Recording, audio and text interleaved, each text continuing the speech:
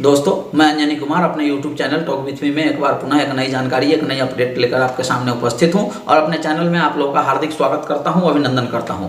दोस्तों, आगे बढ़ने से पहले मैं आप लोगों को याद दिला दूं कि जो स्क्रीन पे डिस्क्लेमर आ रहा है उसको पढ़ के ही आगे बढ़ें ताकि कोई मिसअंडरस्टैंडिंग ना हो, मिसकम्युनिकेशन ना हो। दोस्तों, आगे बढ़ने से पहले एक गुजारिश और करता हूं कि वीडियो पूरा देखें, क्योंकि हर वर्ड इंपॉर्टेंट होता है और आपको पूरी जानकारी होनी चाहिए, इसलिए पूरी वीडियो देखना चाहिए।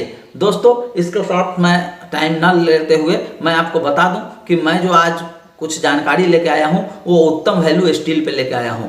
उत्तम वैल्यू स्टील लिमिटेड BSE में कल 24 पैसा में क्लोज हुआ था और 30 पैसा के आसपास में क्लोजिंग प्राइस NSE का रहा।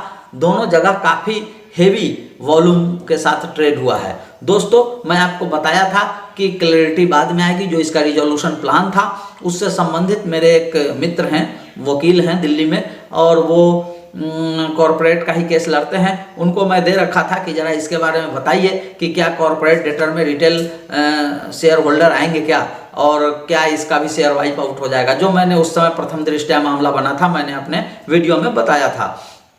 दोस्तों, मेरी कल रात उनसे बात हुई। उन्होंने बताया मुझे कि देखिए, कॉरपोरेट डेटर जो होता है वो सिर्फ कॉरपोरेट जो बड़े हैं उन्हीं को, जिसकी देनदारी मतलब UVSL की देनदारी जिस कॉरपोरेट पे है, जो शेयर ले रखा है, वो ऐसे लोगों का जो प्रमोटर है उसके शेयर तो वाइप आउट हो जाएंगे, उनको 1 रुपया नहीं मिलेगा। लेकिन जो रिटेल निवेशक है वो कॉरपोरेट डेटर के अंतर्गत नहीं आएंगे। अगर मान लीजिए 1 मिनट के लिए कि उनको कॉरपोरेट डेटर मान लेता है और उनका शेयर वाइप आउट करता है, तो उनका कहना था कि रिटेल शेयर होल्डर जो है वो कोर्ट में जा सकते हैं और कोर्ट में जाके निश्चित रूप से डिसीजन उनके फेवर में होगा। उनका कहना था कि देखिए, देश जो चलता है संविधान से चलता है, नियम से चलता है, अपने मन से कुछ भी करने से नहीं चलता है। उसमें वर्ड जो कॉरपोरेट है, कॉरपोरेट डेटर, उसमें कभी भी रिटेल शेयर होल्डर नहीं आएंगे। अब रिटेल शेयर होल्डर नहीं आएंगे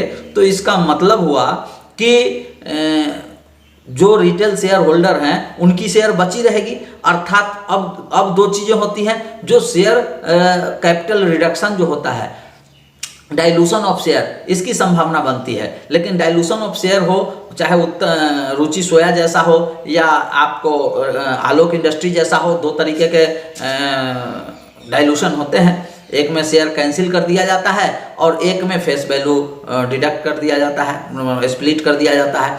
तो दोनों केस में अगर रिडक्शन भी होता है तो एक बहुत बड़ा स्कोप बनता है रिटेल निवेशक का पैसा मल्टीप्लाई करने का। दोस्तों, अगर आपको याद होगा तो इलेक्ट्रोकास्ट स्टील में भी ऐसा ही 25-30 पैसा का शेयर था, 50 पैसा का, और उसमें बहुत बड़ा राइज मिला था। लेकिन चूंकि पहले क्लैरिटी नहीं थी, जब तक कोई जानकारी न हो लोगों को बताना नहीं चाहिए। उस समय की जो सिचुएशन थी, बड़े निवेशक जो थे वो इसमें शेयर बेच रहे थे, उसके आधार पे जो मैंने आकलन किया था। अब मुझे ऐसा लगता है कि जो हमारे वकील साहब कह रहे हैं वो चूंकि अनुभवी हैं, ठीक हो सकता है, लेकिन इसकी ऑथेंटिसिटी जब तक क्लैरिटी नहीं आती है तब तक कहना मुश्किल है। चूंकि मैं इसको ऑथेंटिकेट नहीं कर सकता, क्योंकि ना तो मैं ऑथराइज हूँ और ना तो मैं इतनी जानकारी लीगली रखता हूँ।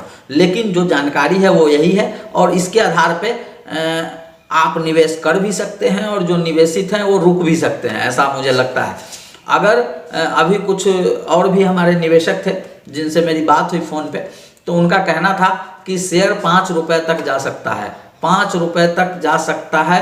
अगर जो बात मैंने कही है, जो मेरे वकील साहब से बात हुई है, अगर यह बात सत्य घटित हो जाती है, यह बात सही होती है, तो 5 रुपये तक निश्चित रूप से ये शेयर जाएगी। लेकिन अगर मान लीजिए कि कॉरपोरेट डेटर के नाम पे शेयर वाइप आउट कर देता है तो फिर कानूनी पंजर और बहुत सारी लफड़े हैं। उसका रिजल्ट क्या होगा इंडिया में कहना मुश्किल है, क्योंकि बड़े लोगों का केस तो 1 दिन में 2 दिन में सुनवाई शुरू हो जाता है, लेकिन छोटे लोगों का बहुत दिन तक होता ही नहीं है।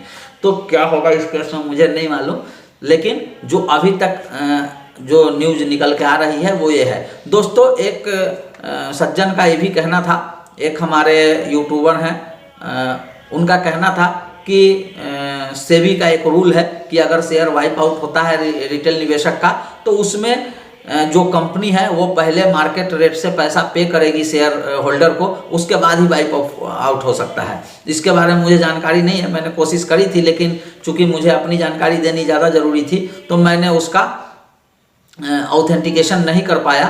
तो ये मैं डिस्क्लेमर दे रहा हूँ कि ये इसका ऑथेंटिकेशन मैंने नहीं किया है, ये आप लोग खुद चेक कर सकते हैं, और अगर मुझे ऐसा मिलता है तो मैं आपको ज़रूर बताऊँगा।